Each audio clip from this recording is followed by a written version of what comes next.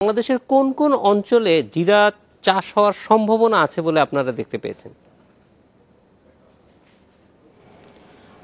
আমরা আমরা আগেই বলেছি যে জিরাটা সাধারণত শুষ্ক অঞ্চল হয়ে থাকে। তো সেক্ষেত্রে আমরা দেখি যাই যে যেসব অঞ্চলে শুষ্কতা, যেমন উত্তরবঙ্গের আমরা বগুড়া, নওগাঁ এবং ওইদিকে ফরিদপুরে আমরা জিরা চাষের সম্ভাবনা দেখতে পাই। এখানে কি কোনো চাষি ইতিমধ্যে চেষ্টা করেছেন? এবং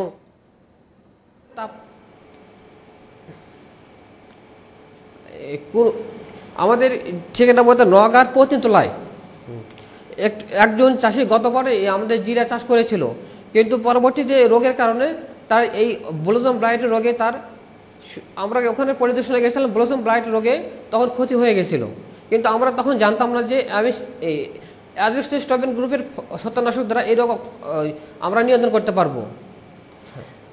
বাংলাদেশের জিরার চাহিদা কেমন, এটার সম্ভাবনা কেমন, কি?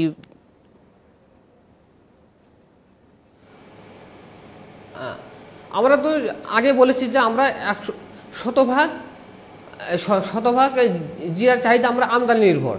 যে আমরা যদি এই জিরা যদি আমরা দেশে চাষ করি, সেক্ষেত্রে আমরা বিদেশ থেকে আমরা আমদানি করতে হবে না, সেক্ষেত্রে আমরা বৈদেশিক মধ্যে সাশ্রয় হবে।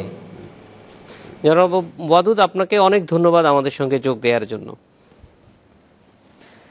বগুড়া থেকে যোগ দিয়েছিলেন আব্দুল ওয়াদুদ, মৎস্য গবেষণা কেন্দ্রের বৈজ্ঞানিক কর্মকর্তা। চলে যাচ্ছি অন্য পরের খবরে। যেন ফুলের রাজ্য, পরিচিত দেশি জাতের সব ফুল তো আছেই, আছে অচেনা আর অল্প পরিচিত বিদেশি বহু জাতের ফুলও। সব মিলিয়ে 100 জাতেরও বেশি। বরিশালে কীর্তনখোলা নদীর তীরে একটি ওষুধ কোম্পানির সৌন্দর্য বর্ধন প্রক্রিয়ার অংশ হিসেবে গড়ে তোলা হয়েছে এই ফুলের মেলা।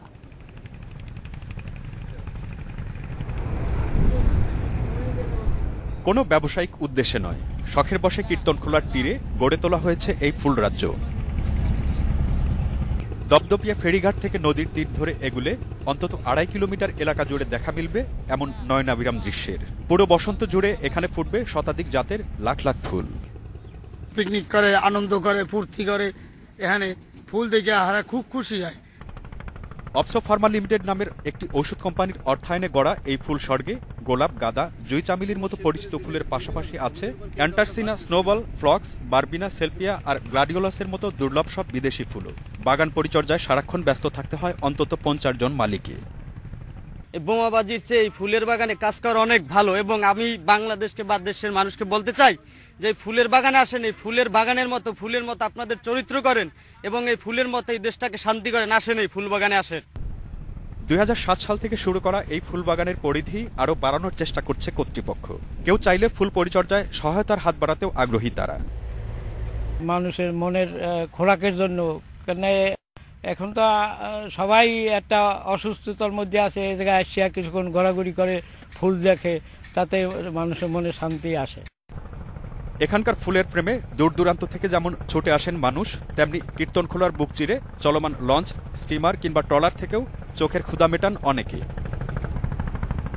Zahurul Johnny, independent news.